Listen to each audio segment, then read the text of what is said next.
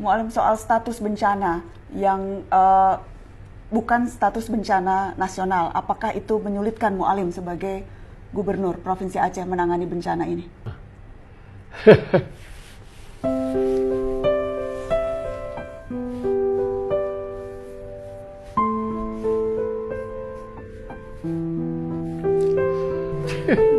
Maaf. Ya Mu'alim, jadi tidak perlu minta maaf Mu'alim.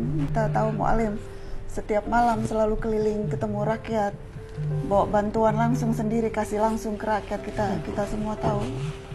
Saya tidak bisa membayangkan betapa beratnya Mu'alim harus melihat rakyat. Terus saya banyak kawan-kawan juga dari Sumatera. Mereka tidak bantu Sumatera, bantu Aceh.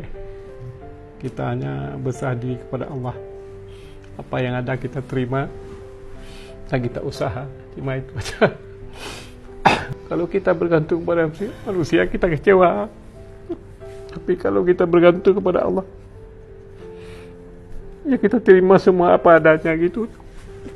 Kita akan terima apa adanya.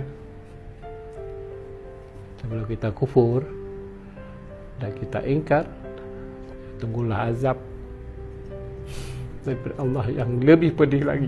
Terima kasih banyak Mu'alim. Terima kasih.